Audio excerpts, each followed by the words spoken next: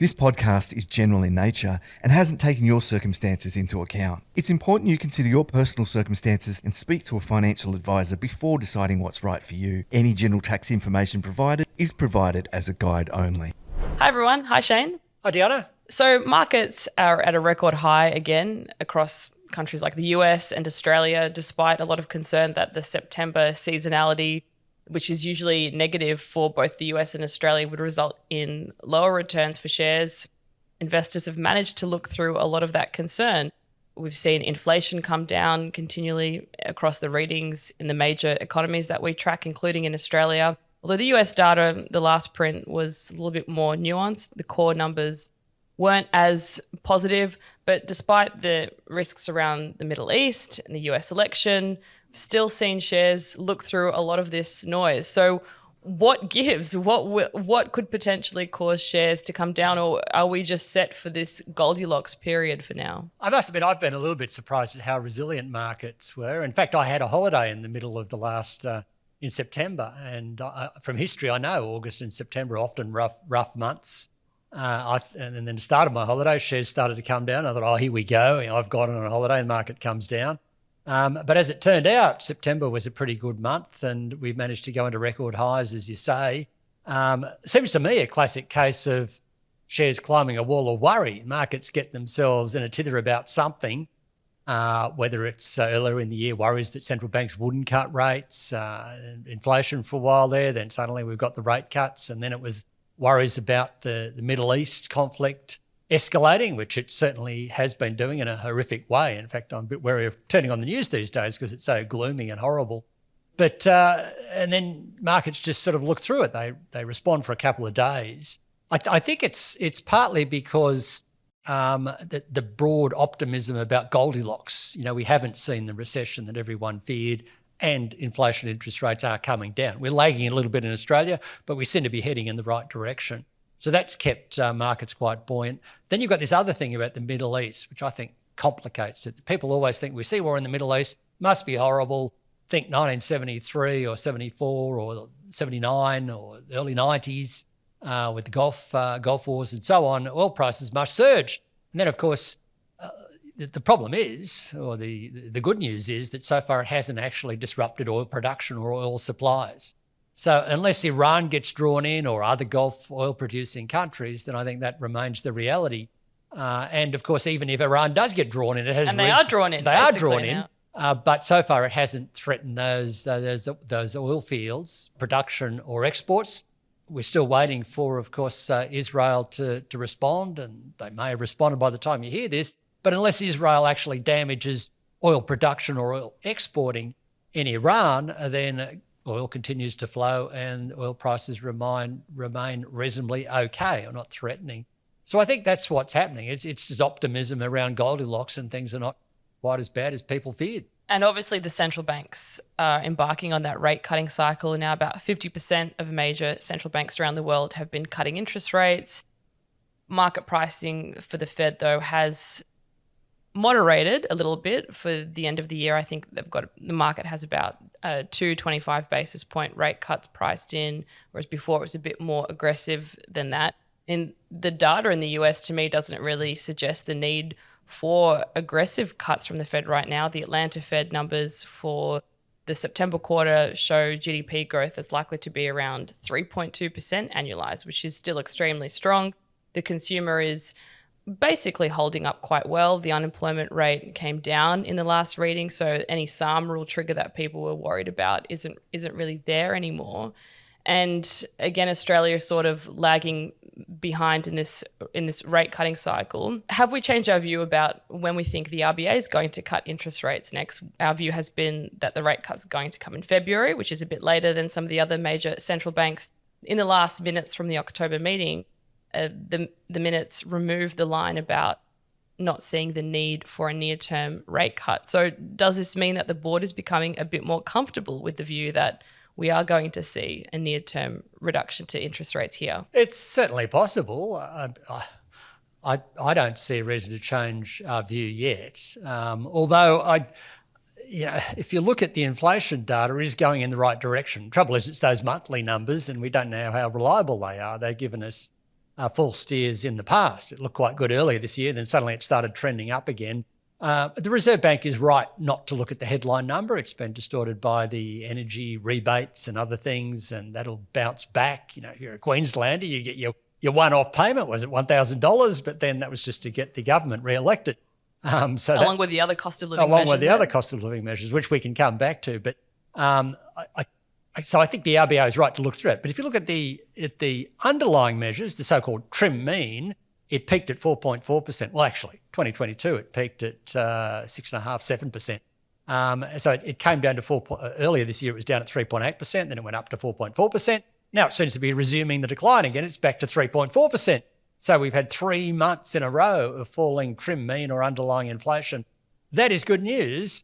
Of course, we know the monthly is very volatile. It could just bounce back the other way. But then if you look at the NAB, the National Australia Bank survey, final prices within that survey, still issues with labour costs, but final prices are in the range they were pre-pandemic, which is a good sign.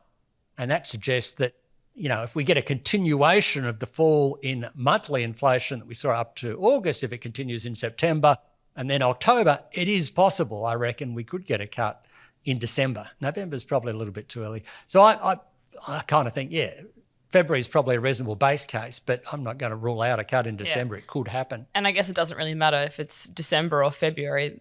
The basic premise is that we're going to get a rate cut most likely in the next six months, or we might even get a few in the next 6 months. I think it was also interesting to point out on those numbers you were talking about, the trim mean in the US is their version of the trim mean is 3.3%. That's not even too far away from our 3.4%. We're the same as them, and they're cutting. We have similar unemployment. In Australia, 4.2, in the US, I think it's also 4.2 or something around that. So it's not that different. Sure, they raised rates above 5%. We didn't. But by the same token, anyone can tell you got a mortgage in the US, you're locked in for 30 years, often at rates a couple of years back. Households in Australia are suffering a lot more from higher rates than they are in the US because we've got that reliance on variable rates. So in an effective sense, you could argue the RBA has tightened more than the Fed. So I think we are getting close to a cut. For an investment point of view, I think that is key. For a home mortgage, but certainly the mortgage, you'd probably be a lot happier if it is in December than February. But from an investor, it's the direction of travel, and I think we are heading in the right direction. One of the big issues looming, obviously, is the election.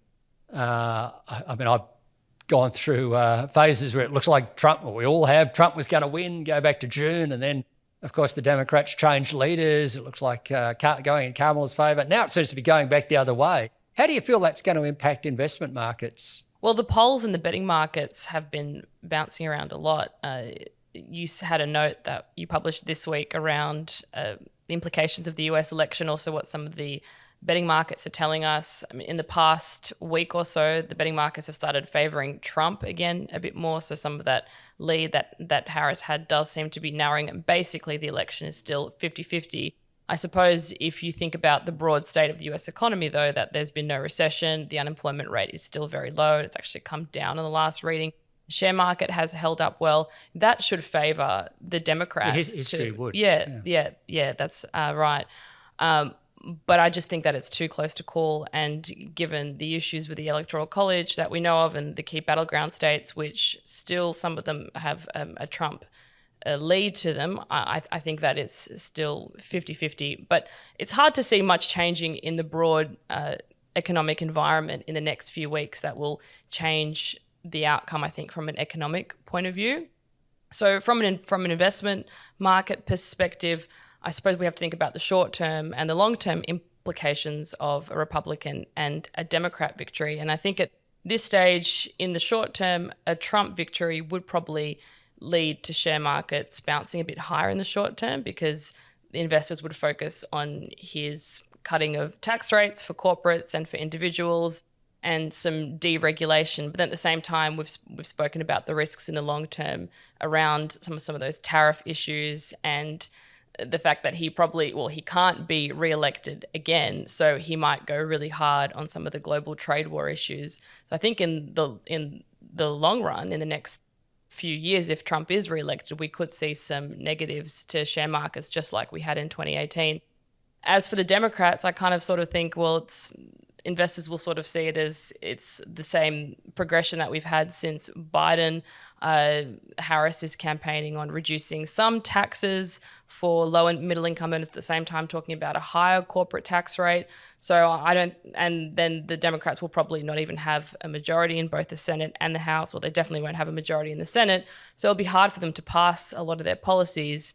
So maybe the Goldilocks period with the Democrats can probably continue. I think the bigger risks to markets are with a Trump presidency. The history tells us the best outcome for the US election is a Democrat president but divided Congress. And you're right, that means that they can't raise the corporate tax rate or the capital gains tax rate that Kamala is promising to do. Mind you, Biden promised the same thing, couldn't do it.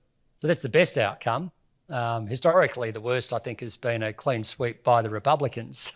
So that's, but of course, if you look back through history, US shares did very well under, say, Reagan. But he had a very much deregulatory focus and lower tax rates. He didn't have the negatives that, say, a Trump had with the tariffs. And I guess the worry about the tariffs is that if America puts a tariff on Chinese imports from China or imports from Germany, lately Trump's been talking about 200% tariff. And sometimes he doesn't know, it could be 300%. But if he puts a massive tariff on, say, cars coming in from Germany, guess what? The Europeans, the Japanese and others will just put a retaliatory tariff on and then end up with a global trade war. So that's, I guess, the worry for markets. And then the issue is whether he does that early in his term or whether, as in last time around, Trump won, he waited till 2018. So it does leave a bit of uncertainty around that.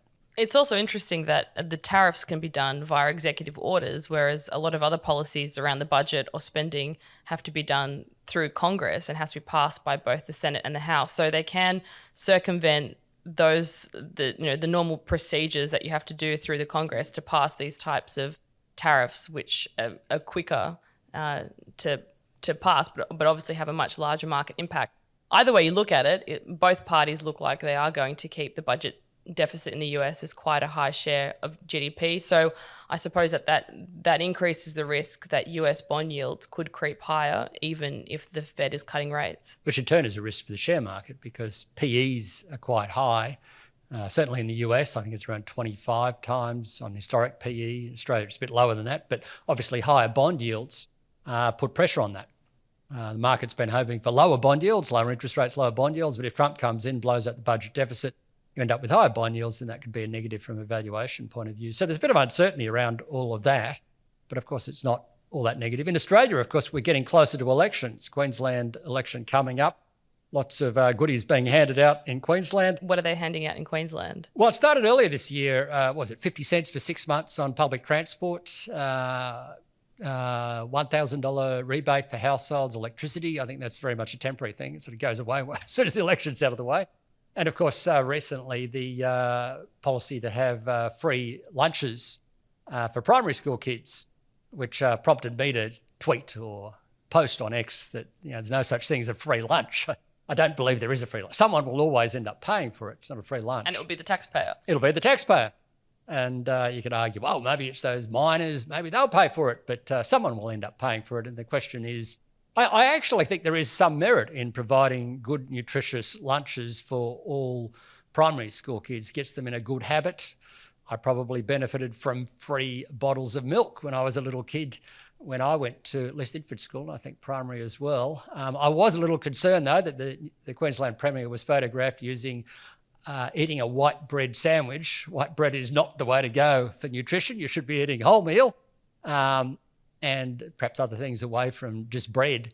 But I kind of think there is some merit in that. The only thing that gets me sceptical is that it's occurring in the run-up to election. The election's a little while away, a couple of weeks, I think. That you sort of wonder, well, it's just a giveaway. It's not a serious policy, something that's been seriously thought through, even though it may have some merits. And so that does worry me. And then there's the longer-term cost in Australia of just bigger and bigger government jumping in to solve every problem, more and more government spending. That could be a problem in a long-term sense. In fact, you wrote a note on this a couple of weeks back. Well, if you look at the data on government consumption and investment as a share of the economy from the GDP data that we get, that's run up to nearly 30% of the economy, which is a record high for Australia. And interestingly, I found that in other countries like the US or even in the Scandinavian countries, which typically have a very large government sector to them because of high taxation and large government involvement in the economy, they've seen this long-term decline in the share of government spending of the economy, but we've sort of seen the opposite. Now, it's not to say that all government spending is negative. I mean, we have to have a good healthcare system, a good education system. And Australia benefits from those things, particularly on health compared to the US. We live Absolutely. longer, healthier lives than Americans do, partly because we've got very good healthcare, and that could be good for the economy.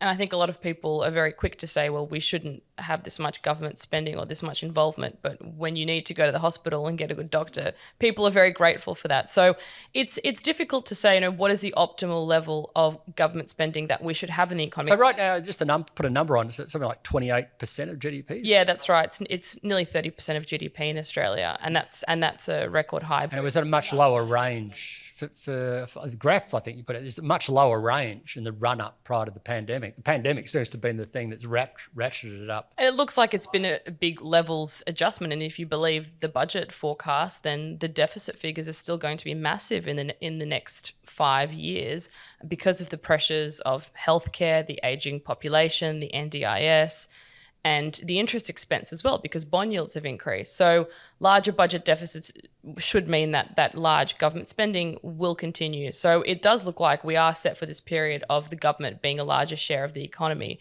And the negative of it really is that economists will say that it crowds out the private sector because it leaves less room for the private sector to create, to get jobs, because a lot of the people might be employed by the government sector.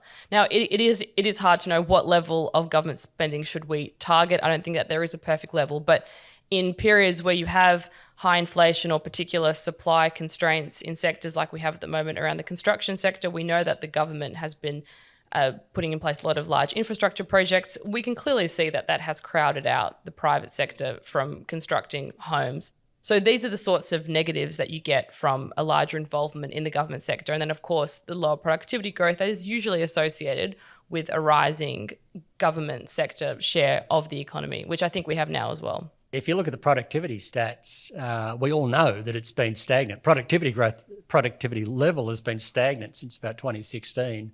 A lot of the weakness is partly because we've got this bigger government sector, and government tends to be less productive than the private sector. I mean, it's a lot of the wealth that's created actually occurs in the private sector.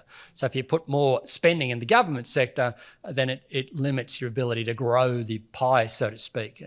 And you could argue government sort of swing around from this over the years. I guess in the 60s and 70s, the focus was on distributing the pie.